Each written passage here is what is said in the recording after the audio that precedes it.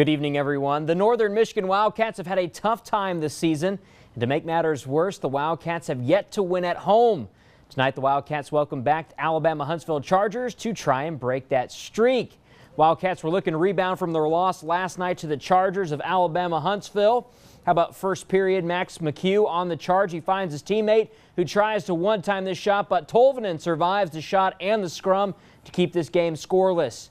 NMU tried their hand at a fast break. How about Ryan Black? But this one stopped by Jordan Uleski. The game was still scoreless after one. But at the first intermission, there was a teddy bear toss, and I think that big one came from our TV6's very own Vicky Crystal. I think I saw her toss it. But this was the story. This young man, he wants to donate that bear. The first time, no success, but he says, this time I will get it, and he does. Good job, buddy. Into the second period, Philip Ballou got a game misconduct, and that allows the Chargers to get a 5-minute power play. Regan Sokla capitalizes on this one. That's 4-4 and 4:44 in the second and made it 1-0. And then, yeah, it just kept going here. Another shot on this one by Josh Kessner. That one goes in. 2-0 Chargers. NMU does score courtesy of Troy Loggins in the second, but Huntsville records a sweep over the Wildcats 3-1. Wildcats return to action on December 28th in the Florida College Classic against Cornell. How about we go to the scoreboards now for some WCHA hockey action. Michigan Tech Huskies sweep the Bowling Green Falcons after a 2-1 victory, and it was the Jake and Jake connection. Jake Jackson and Jake Lucchini, they score for the Huskies in the win. The Huskies return to action on the 29th against Michigan in the Great Lakes Invitational. Minnesota State picked up a victory over Ferris State 3-2. The Mavericks and the Bulldogs would split their series, and Bemidji State picks up a win over Lake Superior State 3-2 after tying on Friday night. One high school hockey action, Houghton entertained Rochester United. Let's pick up the action in the first period. 1-0 Gremlins. Houghton clears the zone. Rochester gives up the puck to Jacob Cruz. He gets a breakaway, but Drew Beaudrew gets a piece of the puck, denying Cruz his second goal of the period. Later, Griffin Harper and Drew Dishinger combine on a great chance for the United, but the puck did not cross the goal line. Still 1-0 Houghton after one. On to the second. Kevin Bostwick, Ronald Olson, two defensemen collide. Casey Lentowich, no, PJ Donnelly puts in the rebound. It's 2-0 in favor of the Gremlins. And yes, the Gremlins received a power play for the knockdown after the goal. They didn't convert on that, but Houghton scored 4 times in the third period and earned a 6-1 win over Rochester United. Dawson McKay had 2 goals.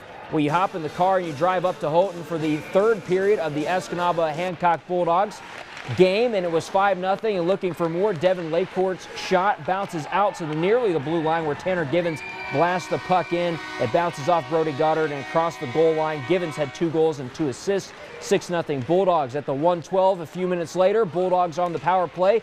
Givens goes around 2 Eskimos, passes towards Lance Kangas. The puck eventually deflects to Alex Nordstrom. He passes back to Kangas, and yeah, Goddard tried that one, but he couldn't get it.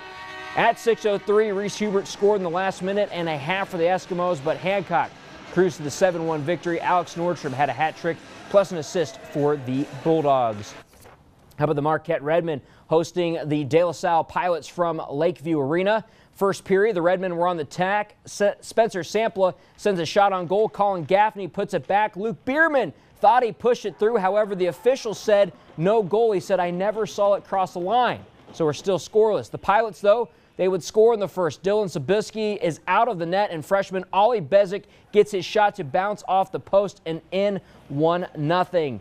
Into the third, the Pilots have a comfortable flight. Josh Galinsky would have a one-timer and made it 2-0 in favor of the Pilots, but this one got close. Thomas Hernandez got ejected, and that left the window wide open for the Redmen. This guy by the name of Ethan, I got to give him some shout out here. Ethan Jones, he had a shot. He takes it, knocks that one in. This one does end in a 2-2 game in overtime. How about the scoreboards for some action? Calumet, no score reporter from there, but Jeffers picks up the win 7-5.